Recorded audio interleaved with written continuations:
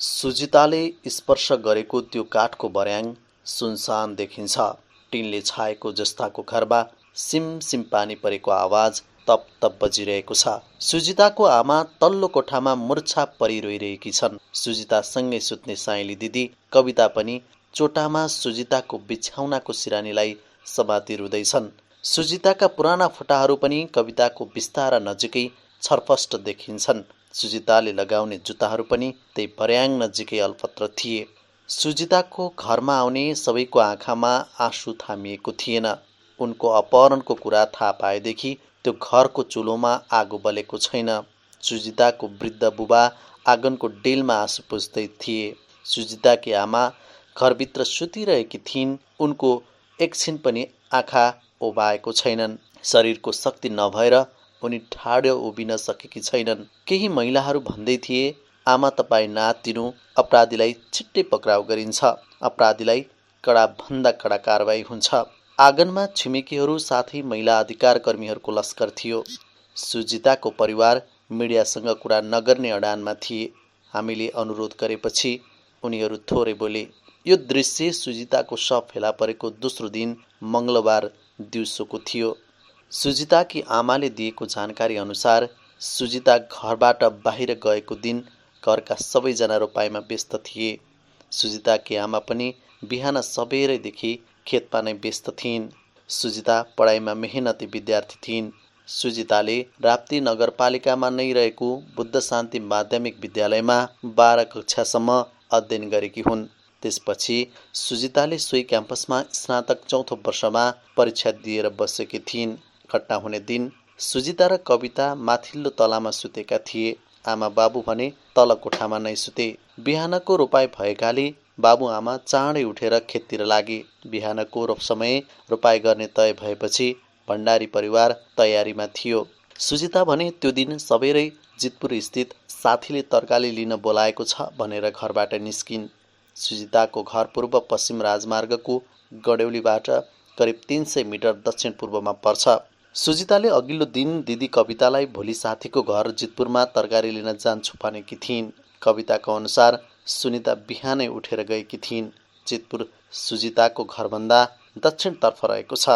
कविताले भनिन्, म ओछ्यानबाट उठ्दा बहिनी थिइनन्। अघिल्लो दिन नै मलाई साथीको घरमा तरकारी लिन जान्छु भनेपछि मैले पनि साथीको घर नै गएको भनी ठाने। बिहानको समय भएकाले खेतमा रोपाइ चलिरहेको थियो। कविता पनि रोपाइमा गएकी थिइन्। जब रोपाइ सकेर उनीहरू घर फर्किए, कविताको मोबाइलमा सुजिताको फोन कल आएको रहेछ। फोन फर्काइन् कविताले। 1-2 फोनको घन्टी जाँदै थियो। सुजिताले आत्तिएको अवस्थामा, दिदी मलाई अपहरण गरेको छ, को आइमाईहरू पनि छन्, मेरो रेप, मलाई बचाऊ। सिमरा चोकमा गाडीले सौरा जाने बाटो सोध्यो। मैले यहाँबाट जाने भने मलाई आँखामा के हालिदियो, मलाई बचाऊ, केले पिटिरहेको छ। उनले बहिनीले भनेको कुरा सुनाइन्। यति मात्र भन्दै सुजिताको फोन काटिएको कविताले बताइन्। कविताले भनिन्, मेरो बहिनीको रेप गरेरै मारेको हो जस्तो मलाई लाग्छ। कविताले उक्त कुरा थाहा पाउने बित्तिकै आमा बाबुलाई र भाइलाई खबर गरिन्। सुजिताकी आमाले पनि छोरीको यसरी फोन आएको छ भनेर गाउँघरमा खबर पुर्याइन्। गाउँका सबैलाई सुजिताको अपहरण भएको खबर थाहा भयो। कतिले त विश्वास गरेनन् भने कतिले विश्वास गरे। भण्डारा प्रहरी चौकीमा उनीहरूले सुजिताको बारेमा बताए। प्रहरीलाई त पहिला विश्वास नै भएन। आजभोलि आफ्नै परिवारका सदस्यबाट घटना हुने भएकाले प्रहरीले पनि सुजिता हराउनुमा कतै परिवारको नै त हात छैन भन्ने लाग्यो। परिवारका सदस्यलाई सोधपुछ गरी प्रहरीले अनुसन्धानको काम अगाडि बढायो।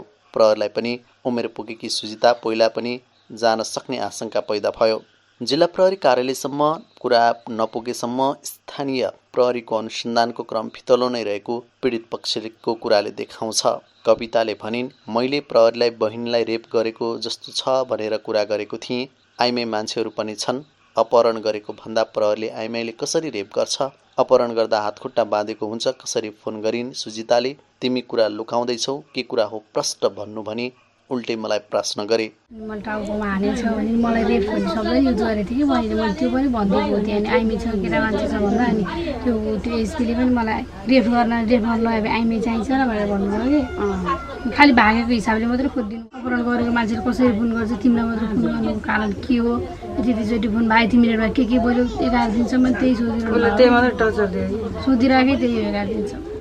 बहिनी हराएको कुरालाई नर्मल तरिकाले लिएको भएर आज यस्तो भएको हो।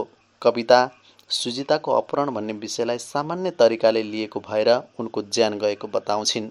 सुजिताको अपहरण भएको घटना थाहा भएको दिन नै डडुवा प्रहरी चौकीका प्रमुख राजीव गिरी घरमा पुगेका थिए। गिरीका अनुसार सुजिताकी दिदी कविताले फोनमा भनेका कुरा अनुसार अनुसन्धानको क्रम अगाडि बढेको थियो। पहिला त उनीहरूले घरमै सदस्यहरूमाथि नै अनुसन्धान थालेका थिए। पछिल्लो समय घरबाट नै अपराधहरू घटिरहेका कारण पनि पहिल्यै घरबाट अनुसन्धान कार्य सुरु गरेको गिरीले बताए। कविताले अनुसन्धानको क्रममा सुजिताले फोनमा बोलेको आधारमा बलात्कार गरिएको कुरा नभनेको गिरीले बताए। कविताले बहिनी अपहरणमा परेको कुराहरू मात्रै अनुसन्धानको क्रममा बताएको गिरीले भने। बलात्कारको कुरा नै कहिले पनि निकाल्नु भएको थिएन कविताले। हामीले बरु आइमै मान्छे भएको ठाउँमा त्यस्तो कहाँ हुन्छ, नराम्रो नहोला, केही हुँदैन भनेर परिवारलाई सम्झाएका थियौँ। प्रहरीले सुजिता हराएको पर्सिपल्टबाट उनको खोजी कार्य सुरु गरेको राप्ती नगरपालिकाका उपमेयर इमान सिंह लामाले बताए। प्रहरीले सुजिताको खोजी कार्यमा लागि परिरहेको नै देखिएको लामाले बताए। खोजीसँगै हराएको 9 दिनपछि सुजिताको राप्ती नगरपालिकाको ब्रह्मस्थानी सामुदायिक वनमा शव भेटियो। सुनसान घनाउक्त वनमा जो कोही एक्लै जान सक्ने अवस्था देखिँदैन। केही चेपाङ समुदायका व्यक्तिहरू च्याउ टिप्न जाँदा शव देखेर स्थानीय जनप्रतिनिधिलाई खबर गरेका थिए। सुजिताको शव पुरै गलेको अवस्थामा थियो। सुजिताको दिदी र भाइले को दाँत र कपडाबाट शव चिनेका थिए। सुजिताको अनुहार पुरै सडेको अवस्था र आधा शरीर गिलो माटोमा लतपतिएको अवस्थामा रहेको प्रहरी बताउँछन्। सुजिताको शव भेटिए नजिकै विषको बट्टा भेटिएको थियो। विषको कारण सुजिताको मृत्यु भएको आशंका गरे पनि हत्या नै भएको परिवारको दाबी देखिन्छ। जिल्ला प्रहरी कार्यालय चितवनका प्रमुख ओम अधिकारीका अनुसार सबै घटनाको बारेमा पोस्टमार्टम रिपोर्ट आएपछि मात्रै थाहा हुनेछ।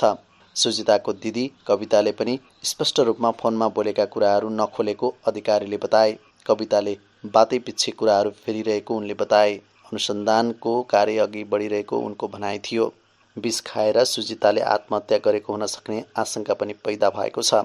चिकित्सकहरूले मिडियालाई जानकारी गराए पनि उनको मृत्युको कारणबारे पोस्टमार्टम र भिसेरा जाँचको लिखित रिपोर्ट नआएको बताए। उनले भने पोस्टमार्टमपछि सब परिवारले काठमाडौँ नै बुझ्नुहुन्छ, अहिलेसम्म बुझ्नु भएको छैन।